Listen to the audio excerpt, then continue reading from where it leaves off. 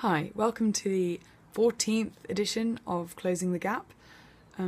Today I just wanted to talk a little bit about optimism and positivity as an ENFP and talk about the kind of things that you can do to sort of draw upon your personality type that makes you unique and individual, and how you can kind of make sure that you stay positive when things are, potentially negative for you, or you feel like you can see yourself spiraling into a place of negativity. So first of all, I just wanted to say that an ENFP's primary strength is extroverted intuition, which I know that's been mentioned a lot before, and you'll hear about that in lots of different sort of sources. But so the primary function is extroverted intuition, which means in times of negativity, you can use your extroverted intuition to draw upon possibilities of how things are going to be better, and how things are, and sort of possibilities of ideas that you can sort of look into that's going to make you feel better. So use that strength, sort of delve into your mind and think, this could happen, like sort of just brainstorm the possibilities of how things in your life could improve. Don't limit yourself to your own mind and the things that you see in the moment in front of you. Make yourself think, okay, so this is how things are right now, but actually what could happen is that things could get better and things could develop into this way. This is what I could do. I'm good at this. I like this. Use your mind to let you go there in terms of the possibilities of what could be good for you. So allow yourself to brainstorm good things, like this could happen. You could say to yourself, I could get a promotion, or with trying, I could, meet someone down the street who's going to give me a job. Like, give yourself that optimism, give yourself the possibilities, but hone it towards the good of what could be. So that's the first step of sort of trying to make use your strengths to the benefit of making you sort of get into a positive state of mind. And the second one is getting really real with your internal feeling. So your introverted feeling is where you sort of validate your values and your opinions on things. And often when we get into a negative state of mind, it's because our deep inside values are kind of telling us things that aren't making us happy.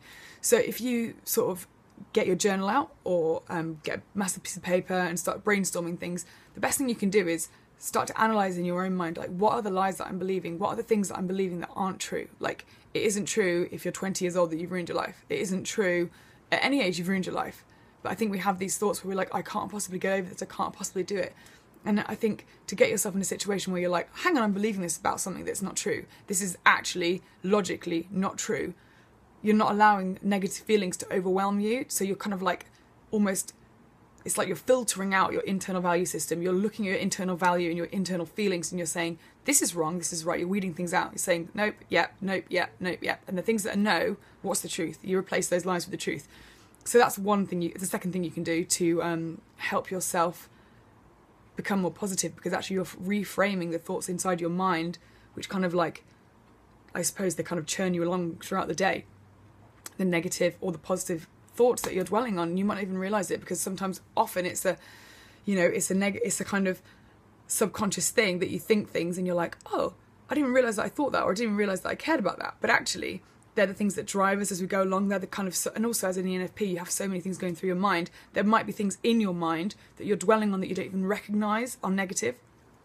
So you could be kind of driving along and you're thinking about, what you're going to do later, or you're thinking about, the stuff you've got to do. But in the back of your mind also, you almost always have a kind of internal sort of, I don't know, like monologue going on to a certain extent, where you're like, hang on, and this is like how I experience life as an ENFP, like there's stuff that you're kind of, you are kind of analysing, if you know what I mean. So you're thinking, that person did that, and that means that, and I did that because that means that, and then that happens there, and then I'm going to do that differently.